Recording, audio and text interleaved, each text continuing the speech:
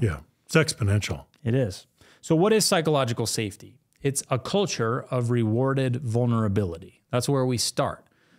We'll get into what it isn't, but we'll start with what it is. A culture of rewarded vulnerability. Unpack that for us. Junior, that means that the central mechanism here is, well, first of all, what are we talking about? We're talking about humans interacting. The way they interact will increase or decrease psychological safety. And of course, this is not a binary proposition. Psychological safety is a matter of degree, but it comes back to the way that they're interacting. So if they are modeling and rewarding each other's vulnerability, that psychological safety will climb. It will go to higher and higher levels.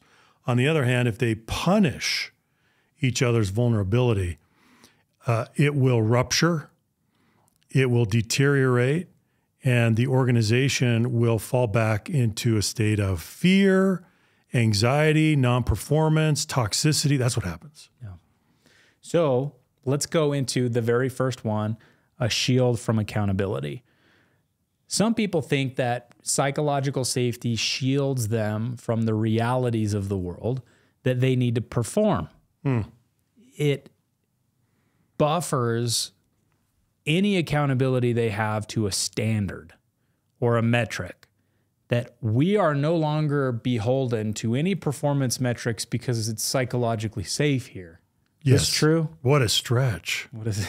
But yet we find this, right? So so if we're doing psychological safety, then I am suddenly given this diplomatic immunity and I don't need to be as accountable. This is such a distorted interpretation, but it happens.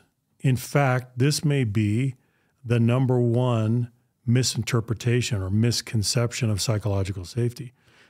We see this happen often in organizations as a way to get psychological safety out the door from a management team. They'll say, well, you know, we want to hold people accountable. And if we adopt this, it means that no one's responsible for anything. It's not true.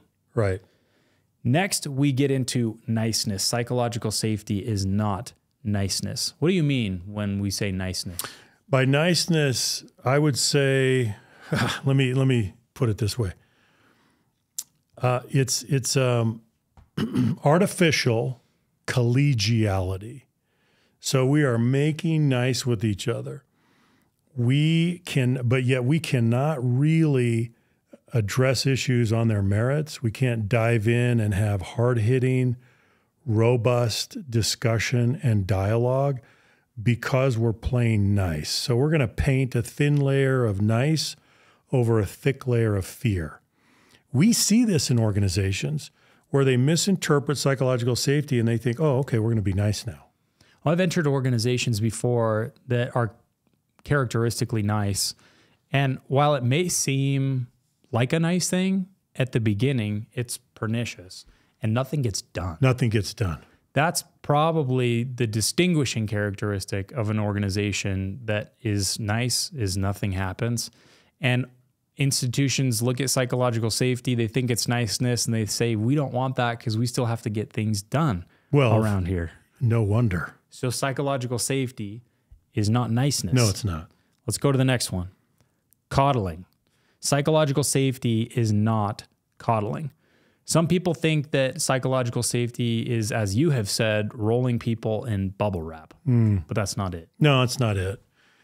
Actually, psychological safety is the enabling condition that allows us to have the hard-hitting, honest, tough conversations and to hold people accountable with respect. That's what it allows us to do. So to say that, to misinterpret it as coddling is a pretty serious error. Coddling means to indulge, to overprotect, to shield from consequences. We're not doing that. Psychological safety has nothing to do with that. Well, we're acknowledging you as a human. We're acknowledging your humanity and your worth, but we are not increasing your fragility. No. So we are staying very much away from the bubble wrap idea. Yeah. If you look at, what What's that article that has the thumbnail of the kid in bubble wrap that you wrote? Is that The Hazards of a Nice Company Culture? I can't remember. Whatever it is, we'll throw it in the show notes. Yeah, but that article, that's exactly what we're talking about. Psychological safety next, not consensus decision-making. Tell me about that one. This one is very interesting, where people, they interpret psychological safety as a change in the decision-making model. So, for example, most business decisions are made using a consultative model where we give input and feedback and we do analysis and we give a point of view. But someone has the decision-making authority, right? So whoever that person is, or maybe it's a group of people that have the D, the decision-making authority, they're going to make the call. Somehow, psychological safety is sometimes twisted and distorted to mean that we are moving to a consensus decision-making model in which everyone has a vote. And until we all agree, we don't go forward. Not true. It's astounding that we get to that point, that this misconception exists, but it does. It does. And it's something that we have to root out as leaders. It's something that I have tried to get better at over time. I think I've made headway. I have a long way to go, but clarifying participation rights versus decision-making rights. If you conflate those two things, you can end up in a really precarious situation. That's right. If you're not explicit about it. You need to solicit people's feedback. They need to be able to participate and yet understand that they may not have the final say. Consensus decision-making, if you adopt psychological safety as an initiative in your organization, this is one of those that's incredibly important to communicate to people. We don't mean that all of a sudden it is by unanimous vote only. That's not what we're saying. Right. Next one, unearned autonomy. Sometimes people present psychological safety as just self-directed empowerment. You have total control over everything that you do, how you do it, when you do it. Go do what you want. You have a leash that is as long as the world is. Yeah. No, not true. Tell us about this one. This one, this is another good one. Unearned autonomy. Again, so you've suddenly been anointed with autonomy that you didn't have. Let's back up. Autonomy is never free in organizations, Junior. We give autonomy. We don't give out autonomy. We exchange autonomy. We exchange autonomy for accountability, which means that you're performing and you're delivering the results. And so if you're doing that, we will give you an appropriate level of autonomy. And hopefully over time, that will increase, right? But we're never going to give people, distribute, pass out, hand out autonomy for free.